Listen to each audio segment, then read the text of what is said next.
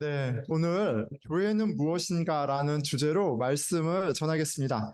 자, 저희 아이들은 교회를 되게 좋아합니다. 제가 알고 있기로는 제 아이들이 교회를 참 좋아하는데요. 14살 한나, 10살 한이, 또 6살 한소, 4살 한결, 이렇게 모든 아이들이 교회를 참 좋아합니다. 근데 또 특별히 이제 막내 둘, 한솔이 한결이가 굉장히 좋아하는데요.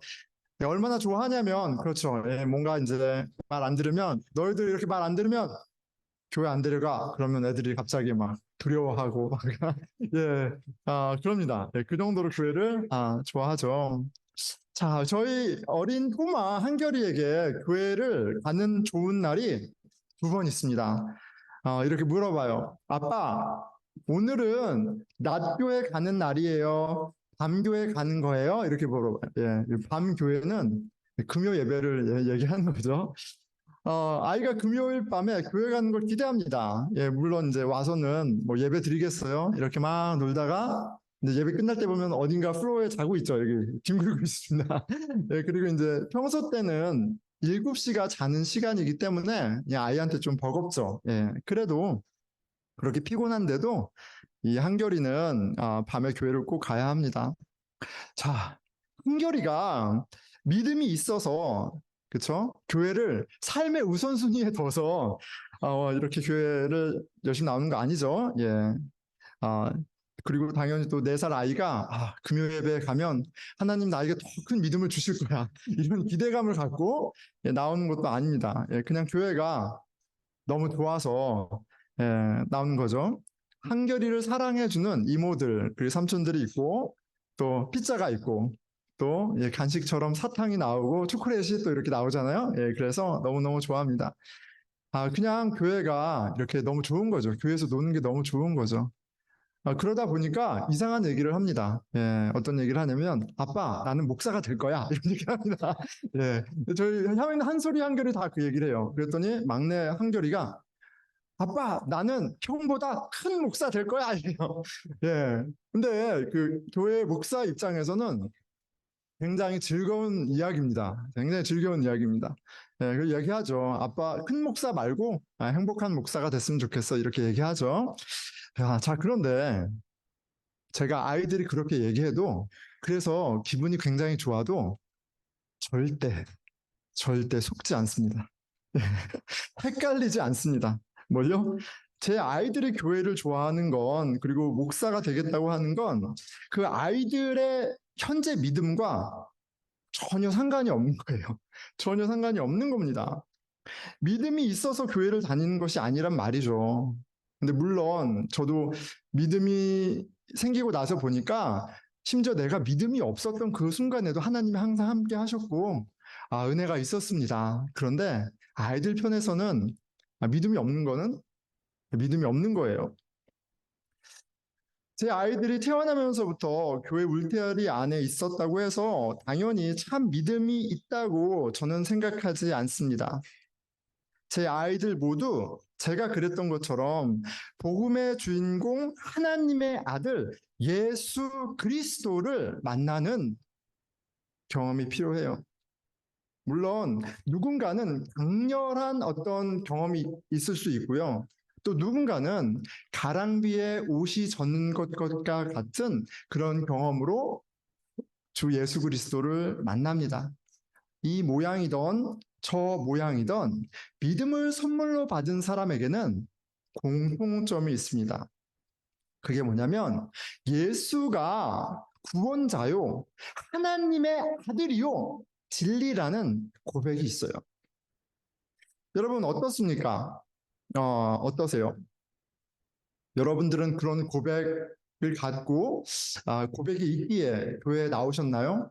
무엇 때문에 나오셨나요? 오늘 날씨가 너무 좋죠. 오늘 이제 오는데 막 사람들이 막 달려요. 예, 저 달리기 좋아하잖아요. 예, 약간 과장해서 막 100명이 우르르르르 이렇게 달립니다. 그러면 마음이 빨리 나도 옷 갈아입고 뛰어야 될 것 같아요. 예, 너무너무 뛰고 싶어요. 오늘처럼 30도, 40도의 쨍쨍한 시원한 날은 정말 이렇게 달리기 좋은 날입니다. 오늘 놀기 딱 좋은 화창한 일요일 봄날. 여러분, 왜 교회에 오셨습니까? 교회가 도대체 무엇이기에 여러분 오셨나요? 자, 오늘 하나님의 말씀을 통해 세상 그 무엇과도 비교할 수 없는 놀라운 하나님의 선물, 그 교회가 무엇인지 배우고 깨닫는 은혜가 있기를 축원합니다. 아멘. 자, 여러분, 아, 교회는요, 주는 그리스도시요, 살아계신 하나님의 아들이시다 라는 진리를 고백하는 사람들의 모임입니다. 자, 이 말은 교회는 건물, 전통, 사역, 목사, 장로, 집사, 이러한 외형적이고 종교적인 요소들에 의해서 정의되지 않는다는 의미입니다. 교회를 정의하는 가장 근본적이고 유일한 조건을 우리 주 예수님이 직접 이렇게 말씀하셨습니다. 잘 들으세요. 마태복음 16장 18절입니다. 너는 베드로라, 내가 예수님이죠. 이 반석 위에 내 교회를 세우리니. 자, 베드로가 반석인 공동체가 바로 예수 그리스도의 교회입니다. 그리고 여기서 말씀하시는 베드로라는 사람 자체를 말씀하는 것이 아니라 그가 방금 고백했던 그의 믿음을 말씀하시는 거예요. 16절이죠. 시몬 베드로가 대답하여 이르되 주는 그리스도시요 살아계신 하나님의 아들이시니이다. 예수님은 이 믿음의 고백 위에 당신의 교회를 세우시기로 하셨습니다. 교회의 머리 되신 예수님이 교회의 근본적인 조건을 이미 정하셨어요. 교회는 주는 그리스도요 살아계신 하나님의 아들이시다 라는 진리를 믿고 이 진리를 고백하는 사람들의 모임입니다. 오늘 주일에 우리가 교회 건물 이 예배당에 모여 찬양을 하고 기도하며 하나님의 말씀을 듣고 친교를 하고 순모임을 합니다. 하지만 이 모든 종교 활동들은 그것 자체로 우리가 참 교회라는 것을 증거하지 못합니다. 주는 그리스도시요 살아계신 하나님의 아들이시다라는 이 진리가 선포되고 경험되고 확증되는 그 경험들을 사람들이 할 때 그 사람들의 모임이 참 교회인 것이에요. 예수님이 오해의 소지 없이 명확하게 말씀하셨습니다. 교회가 무엇인지요. 하지만 우리는 종종 이 말씀을 잊어버립니다. 그리고 우리가 이 예수님의 말씀을 잊어버리고 산다는 것을 우리가 어떤 기준으로 교회를 판단하고 있는가를 볼 때 확인할 수 있습니다. 소그룹이 좋다, 예배가 좋다, 찬양이 좋다, 간혹 설교 말씀이 좋다. 무언가 나를 만족시키는 것이 있겠죠. 그것을 좋다라고 얘기합니다. 하지만 예수님의 가르침에 따르자면 우리가 교회를 판단할 때 그 기준으로 삼아야 하는 것은 이 사람들 가운데 찬양과 기도와 말씀과 순모임과 떡을 떼는 친교의 자리 가운데 그 모든 활동들이 우리로 하여금 우리가 모인 이유, 우리를 부르신 주 예수 그리스도를 경험하게 하느냐에 있어요. 그렇지 않다면 아무리 대단한 찬양과 사역과 좋은 설교가 있다 할지라도 그것으로는 참 교회라는 증거가 되지 못합니다. 참 믿음에 부합하는 증거들이 있어야 합니다. 그 고백이 있어야 한다고요. 그리고 오늘 말씀을 통해 참 믿음, 참 교회의 증거가 무엇인지 배워보도록 하겠습니다. 자, 오늘 본문에는 두 명의 매우 상이한 다른 인물이 등장합니다. 회당장 야이로와 혈루병 여인입니다. 평소라면 서로 절대 만날 일이 없을 정도로 사회적 위치와 입장이 전혀 다른 두 인물이에요. 자, 한 명은 회당장 야이로라 하는 사람은 의로운 사람의 대표입니다. 율법을 가르치고 율법으로 사람을 인도하는 의로운 사람의 대표라면, 다른 한 여인, 혈루병 여인은 죄인의 대표입니다. 병을 앓고 있는 것도 서글프겠지만 당시 병을 앓고 있다는 것은 그 불의로 말미암아 하나님께 심판받았다는 증거였어요. 의로운 자의 대표, 죄인의 대표가 지금 한 자리에 있습니다.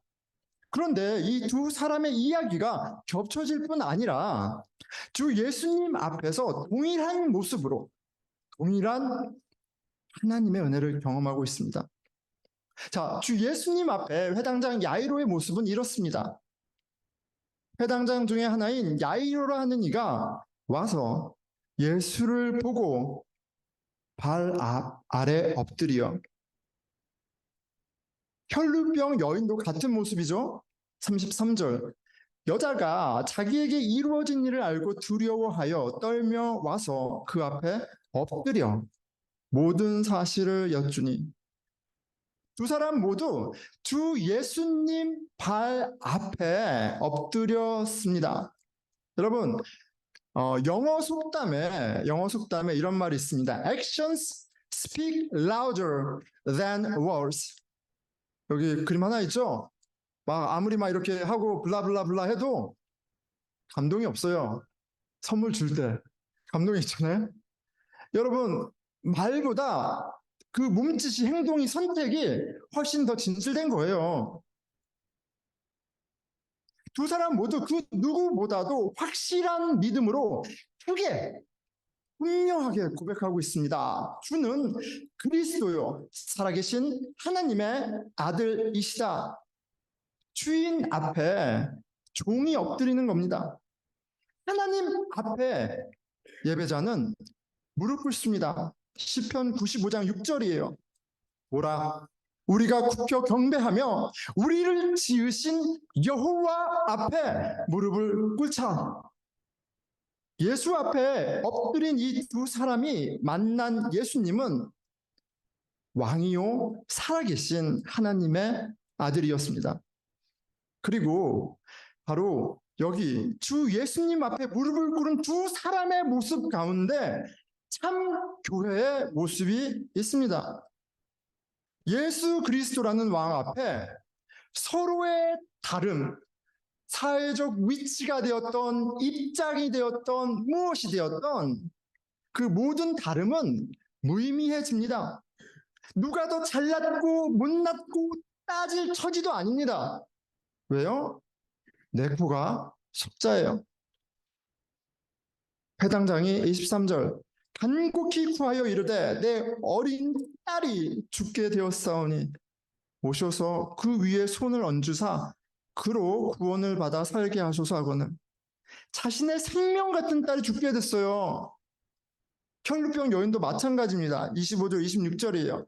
12해를 혈루증으로, 아니 12일도 아니고 보름도 아니고 1년도 아니고 12년을 혈루증으로 알아온 한 여자가 있어.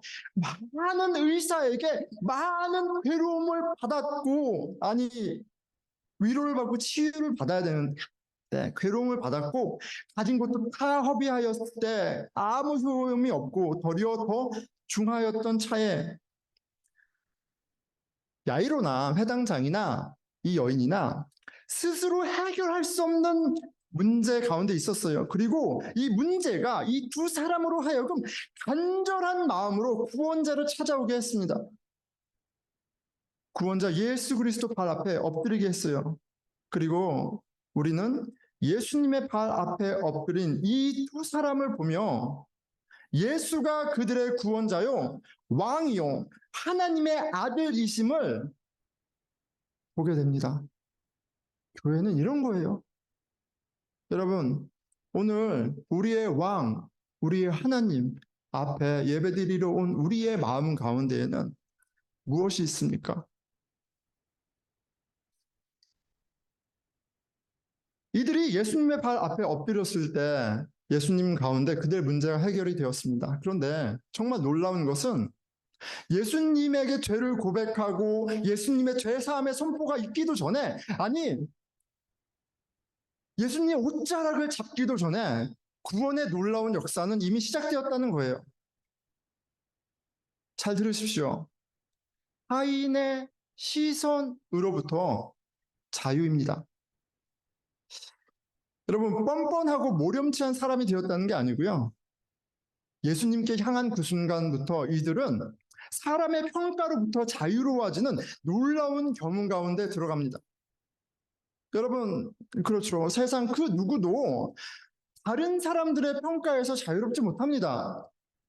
철학자 장폴 사르트르가, 제가 잘 모르는 분이에요. 그런데 이렇게 말씀하셨어요. 타인의 눈길에서 우리는 지옥을 경험한다. 나의 정체성과 가치가 다른 사람의 평가에 의해서 형성되는 한 우리는 끊임없이 괴로워할 수밖에 없다. 기가 막힌 말입니다.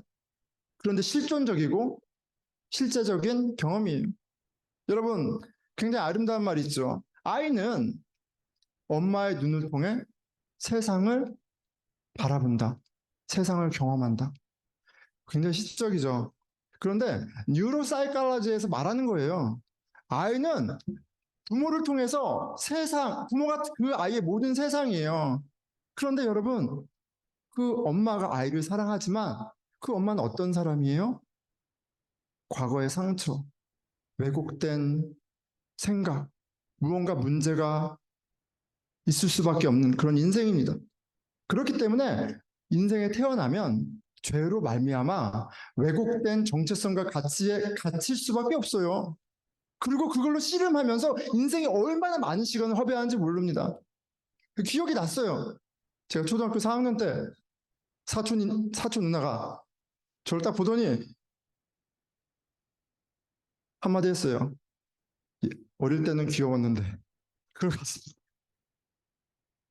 그 시선, 그게 얼마나 오랫동안 저한테 남았는지 몰라요. 나는 어글리해, not good. 웃기죠, 여러분? 그런데 가만히 생각해 보세요. 그 시선에 매여 있어요, 여러분. 누군가의 말 한마디에 매여 있단 말이에요. 우리는 타인의 시선에서 그렇게 우리는 지옥을 삽니다. 세상이 정한 기준으로 끊임없이 비교하고 경쟁하는 인생 가운데 고단함만 있을 뿐이 행복 없습니다. 그런데 오늘 본문이 이 두 사람은 타인의 눈길로부터 자유하는 경험을 의식하지 않았는데 하고 있어요. 그걸 관찰하게 되는 거예요. 여러분, 타인의 눈을 의식한다면 회당장도 이 여인도 절대 주 예수님 앞에 엎드릴 수가 없어요. 회당장은 바리새인들 중에 짱 리더였어요. 그리고 바리새인은 예수님을 증오했습니다. 그들의 율법적 기준에 부합하지 않는 율법을 해방하는 폭세무민하는 예수는 제거 대상이었어요. 오늘 5장이 있기 전에 3장에 이런 모의가 있습니다. 3장 6절이에요. 바리새인들이 나가서 곧 헤롯 왕과 함께 어떻게 하여 예수를 죽일까 의논하니라. 여러분, 바리새인들의 컨센서스는 뭐냐면 예수는 바퀴벌레보다 못한 거예요. 그런데 지금 바리새인의 리더인 회당장 야이로가 주님 앞에 엎드립니다. 다른 바리새인의 시선, 그가 여태까지 붙잡고 있던 율법이라는 삶의 기준 같이 아무런 상관이 없어 보여요. 굉장히 엄청난 일입니다. 그에게 전통, 율법, 사회적 지위와 체면 따위는 안중에 없어요. 그의 눈에는 지금 유일한 소망, 살아계신 하나님의 아들 주 예수 그리스도만이 보입니다. 다른 면에서 혈루병 여인도 사람의 시선을 더 이상 의식하지 않는 것처럼 보여요. 여러분, 혈루병은요, 유대인이라면 다 알아요. 율법에 나와 있습니다. 율법에서 정죄하는 unclean, 가장 부정한 상태예요. 그렇기 때문에 사람들하고 접촉하면 안 돼요. 아니, 방을 나가면 안 돼요. 만약에 나가면 어떻게 하게 돼 있어요? 나는 부정하다, 나는 더럽다 소리 지르게 돼 있어요. 왜요? 위험하기 때문에 그래요. 더럽기 때문에 그래요. 혐오의 대상이에요. 그런데 그런 삶을 12년 동안 살았을 텐데 이 여인이 어떠한 용기에선지 그 시선에 개의치 않고 나갑니다.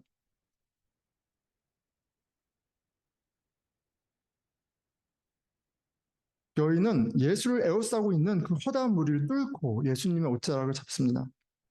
자, 예수 그리스도를 하나님의 아들을 믿는 참 고백은 주 예수 앞에 엎드리는 신앙이에요. 세상은 없고 예수만 보이는 놀라운 사건입니다. 거기에는 나를 부인하는 그런 조건이 있죠. 내가 회당장이던, 내가 박사던, 내가 성경을 얼마나 많이 알던, 내가 사람의 칭찬을 얼마나 받던 그런 거는 상관없어요. 그 모든 것을 부인하고 그런 나를 부인하고 나오는 거예요. 또 반대로 내가 어떤 부끄러운 과거가 있던, 내가 어떤 실패를 했던, 내가 얼마나 윤리적으로 도덕적으로 심지어 망가져 있던 그거와 상관없이 나오게 하는 그런 놀라운 역사입니다. 그렇기에 나를 부인하지만 불행의 길이 아닌 참 자유, 참 행복의 길이에요. 그게 바로 예수님 앞에 서는 길입니다. 그렇기에 참 교회는 타인의 시선이라는 지옥에서 예수님의 시선이라는 천국을 보게 되는 신비한 공동체예요. 교회에서조차 외모로 사람을 차별하고 외모로 사람을 등급을 나누고 그런 일 있을 수가 없습니다. 우리는 한 가지 조건 때문에 모인 사람이에요. 우리의 구원자 하나님의 아들 예수 그리스도가 부르셔서 그분을 만나려고 그리고 그분의 은혜 안에 있기에 모인 사람들입니다. 이 천국을 그런데 경험하려면 예수 앞에 나와 엎드리려면 한 가지 우리가 알아야 되는 게 있어요. 이 세상이 아무리 그럴듯해 보여도 이 세상은 지옥입니다. 내 스스로 탈출할 수 없는 지옥이에요. 이 현실을 직면한 사람만이 유일한 구원자 주 예수 그리스도 하나님 아들 앞에 나와 엎드리는 거예요. 말씀을 맺겠습니다. 10년도 더 된 얘기입니다. 제가 병아리 목사 때 얘기예요. 제가 병아리고 저희 아내도 병아리고 우리 한나 첫째도 병아리입니다. 이제 3살쯤 됐을 때요. 목사님들이 모였어요. 그래서 이제 얘기합니다. 그런데 그때 보스턴 한인교회 목사님하고 이렇게 목사님들이 있었는데, 브루클라인에 있는 또 다른 교회죠. 큰 교회입니다. 이스타블리시되어 있는 교회예요. 많은 이민자들을 보시고, 그리고 저보다도 훨씬 연배도 있으시고, 목회 경험도 많으신 분이에요. 브루클라인에서 목회하는 게 어떤 것인지, 사는 것이 어떤 것인지 얘기하던 차에 한 가지 얘기를 하셨는데, 잊혀지지가 않아요. 너무 어렵다, 이 동네. 그러면서 최근에 있었던 부목사님 가정에 있었던 얘기를 저한테 해주셨습니다. 그 부목사님이 저랑 비슷한 또래였어요. 이제 아이가 이제 유치원 정도 가는 시기예요. 자, 유치원쯤 가면 이제 플레이데이라는 걸 합니다. 그래서 플레이데이를 합니다. 그래서 이 부목사님 아들도 플레이데이를 하는데 한번 친구가 놀러 왔어요. 그래서 이 미국 아이가 즐겁게 놀았어요. 그렇죠. 얼마나 아이들은 실은 뭐 비교 경쟁 이런 게 없잖아요. 막 놀았어요. 근데 그 미국 아이가 야, 너희 집 너무 좋다. 나 이렇게 좋은 집 본 적 없어. 막 이렇게 얘기하더래요. 막 놀다가 아이한테 그랬대요. 자, 이제 다른 방 들어가 보자. 이랬대요. 다른 방 들어가 보자. 그런데 목사님 집엔 다른 방이 없었어요. 무슨 말이냐? 이 미국 아이는 이 아파트가 이 부목사님 집으로 간 거예요. 왜냐면 자기는 하우스에 살거든. 하우스에서만 사는 거예요. 그러니까 아파트에 오니까 이 큰 집이 내 친구 집인 거야. 그래서 여기서 막 놀다가 이제 이 방에서는 재밌는 거 다 했으니까 이제 다른 방 가자 그러는 거예요. 여러분, 이 아이가 일부러 상처 주려고 이 부목사님 가정을 이렇게 상처 주려고 얘기를 한 게 아니에요.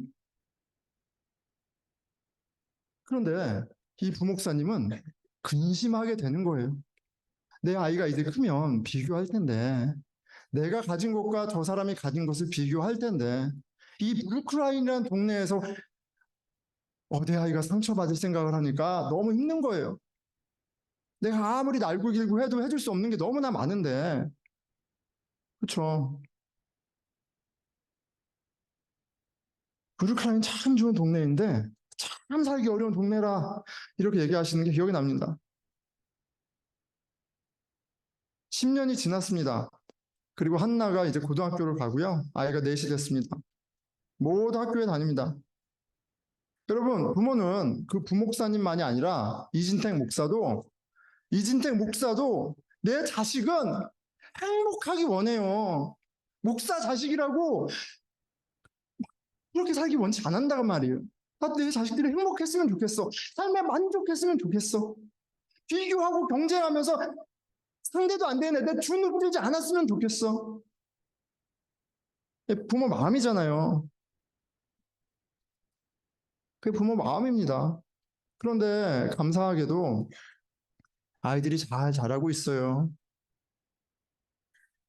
그런데 제가 그런 부분에서 염려도 됐지만 믿는 구석이 하나 있었습니다. 뭐냐면 제가 20대 초반에 깨달은 게 있어요.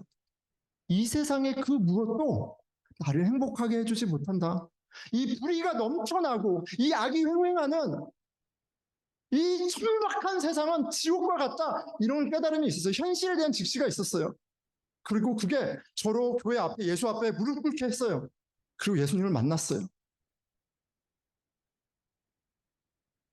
이 냉혹한 현실을 마주한다면 또 예수님을 만난다면 거기에 답이 있다라는 생각을 했습니다. 자, 첫째가 벌써 14살이 됐고요. 요새 한나를 보면 감사합니다. 예, 한나 이거 내용도 같이 좀 봤습니다. 한나가 요새 행복하다고 얘기를 해요. 어, 좋은 시기예요. 왜 행복한 것 같아? 왜 감사한 것 같아? 아빠, 말씀 묵상을 하니까 마음이 좋아요. 그렇게 얘기합니다. 금요 예배를 하는데, 그렇죠. 언제부턴가 무릎 꿇고 기도를 하고 있어요. 이 아이가. 남아서 성경 공부도 합니다. 8시부터 10시까지요. 그런데 성경 공부가 너무 재밌대요. 여러분, 그런데 이거 굉장히 이상한 일이에요. 상식적이지 않습니다. 14살 중3이 미국 아이가, 본인 한국 사람을 합니다. 미국 아이가 자기보다 10살, 아니 20살, 30살 많은 한국 아저씨, 죄송합니다. 여러분 젊어요. 30대도. 그런데 한나 입장에서 보면 너무나 갭 차이가 많이 나는 거예요. 그런 사람들하고 2시간 동안 이야기를 나누고 나서 너무 즐겁다고 얘기하는 건 말이 안 되는 거예요. 그럼 있을 수가 없는 일입니다. 그런데 주 예수 앞에 엎드리는 사람들 가운데는요, 하나님이 모든 제너레이션의 그런 차이를 넘어서는 그 다름 넘어서게 하는 하나됨, 그리고 거기서 주시는 자유와 평강, 기쁨, 진리를 알아가는 즐거움이 있어요. 그건 1000년, 2000년, 아니 사람이 태어나고서부터 계속됐던 참 즐거움이에요. 그런데 예수님이 저와 여러분에게 그 선물을 주신단 말이에요. 그게 얼마나 큰 가치인지를 제발 아십시오. 그냥 부모 따라왔던 아이가 한나도 한결이처럼 자기 바빴어요. 믿음 없이 했단 말이에요. 그런데 어느 순간인가 금요 예배에서 시키지 않아도 무릎 꿇고 간절히 기도한단 말이에요. 이틀 전 금요 성경 공부 마치고 집에 오는 길에 밤이 10시잖아요.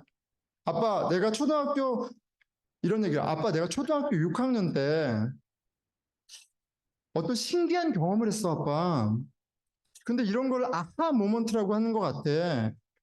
이런 생각이 들었대요. 왜 하나님은 죄인만 사랑할까? 왜 하나님은 죄인을 위해서만 오셨다고 그럴까? 그럼 의로운 사람들, 선한 사람, 착한 사람들은 어떻게? 이런 생각이 있었대요. 그런데 갑자기 불현듯, 아, 의인은 하나도 없지 생각이 들었대요. 여러분, 매일마다 한 얘기입니다. 그런데 그게 무슨 말인지 여러분 아세요? 그것이 깨달아졌다는 거예요. 그리고 그 순간 마음이 안심이 됐대. 그런데 이 이야기를 듣고 요새를 하면서 제가 마음이 걱정이 적어도 한나에게는 이제 하지 않아도 되겠다는 마음이 들어요. 예수 그리스도를 믿는 것이 얼마나 좋은 일인지 알고 있으면 이제 저는 한나의 인생 가운데 염려할 게 별로 없습니다. 타인의 시석에서 지옥을 살 것을 걱정했는데 무엇을 먹을까 무엇을 입을까 욕심내고 스스로 괴롭히고 다른 사람을 괴롭히고 살 것을 걱정했는데 염려하지 않아도 될 것 같아요. 물론 살다 보면 욕심 때문에 멀어지고 교회도 안 나오고 우당탕탕 하는 일이 있겠죠. 왜 없겠어요. 지금 다 된 게 아닙니다. 그런데 하나님께 믿음을 선물 받으면 돌아오게 되어 있어요. 돌아오게 되어 있어요. 예수 앞에 엎드려 예수님의 시선으로 천국을 본 사람은 절대 교회를 떠나지 않습니다. 떠날 수가 없어요. 그리스도의 몸된 교회 일부가 되었기 때문에 그래요. 여러분, 교회가, 교회가, 교회가 무엇인가요? 교회는 주는 그리스도요 살아계신 하나님의 아들이시다라는 이 진리, 이걸 고백하는 사람들이에요. 이건 비교와 경쟁, 자신이 해결할 수 없는 본질적 문제를 갖고 예수님 발 앞에 엎드린 사람들의 모임이에요. 예전에 타인의 시선에서 나를 보며 지옥을 살았는데 이제 구주 되신 예수 그리스도의 시선으로 천국을 살게 된 사람들의 모임이에요. 이제 내가 회당장이었던, 내가 혈루병을 앓은 여인이었던, 내가 세상에서 무엇을 했던, 내가 어떤 상처가 있던 크신 하나님 앞에 no, doesn't matter. 그 과거가 그것이 나의 가치를 결정하는 것이 아니라 이제 나를 위해 죽으시고 부활하신 예수 그리스도 안에 하나님의 자녀라는 새로운 정체성, 이 놀라운 선물을 갖게 된 사람들의 모임입니다. 여러분, 여러분 교회입니까? 기도하겠습니다.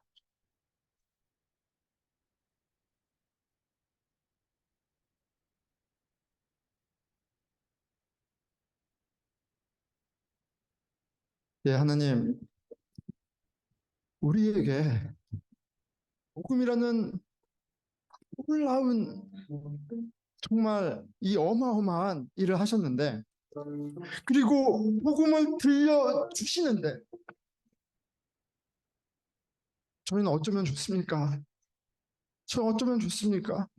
복음이 들려지지를 않습니다. 복음을 믿지를 않습니다. 여전히 그리스도 안에서 나를 온전하게 하신 하나님의 온전한 딸로 아들로 보시는데 나는 여전히 타인의 시선으로 지옥을 삽니다.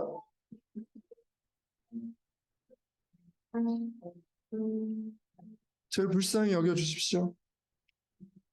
내가 내 딸을 사랑하는데 내가 내 딸을 구원 못합니다. 행복하게 해주지 못해요, 하나님. 내가 열심히 살고 좀 잘 살고 싶은데 피가 멈추지 않아요. 나의 더러움이 해결되지 않아요. 좀 도와주세요.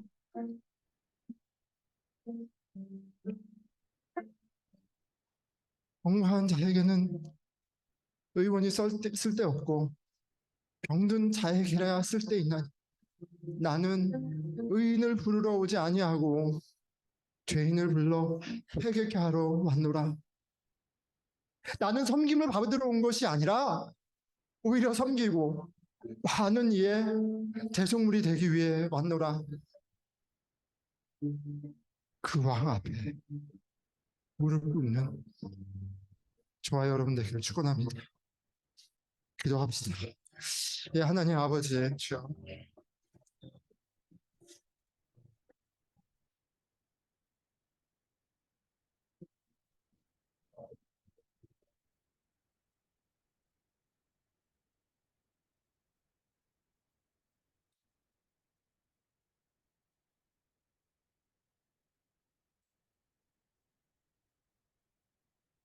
아버지,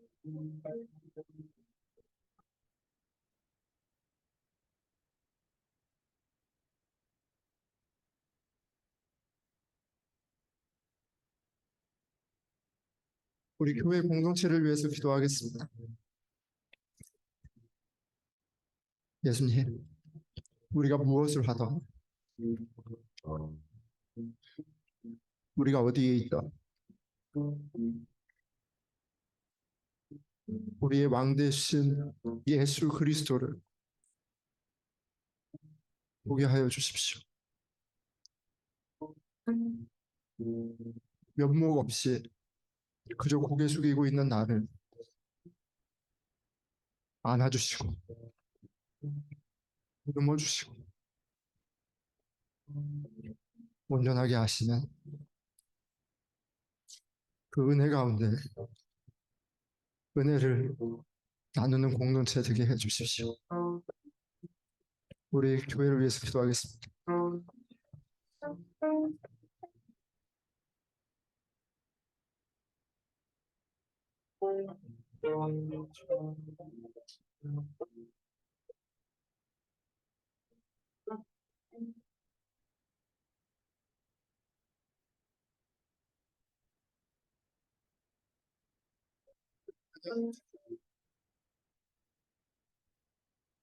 주여 하나님 아버지, 아버지 주님 간절히 찾는 자마다 아버지 만나 주시고 아버지 주님 깨닫게 하시고 아버지 그 복음의 놀라운 능력을 아버지 주님 경험하게 하시고 아버지 살아있는 공동체 되게 하여 주시고 아버지 복음으로 말미암아 새로워지는 일이 아버지 주님 하나님의 나라를 보는 일 우리 주 예수 그리스도의 다신 믿음을 믿게 하여 주시옵소서.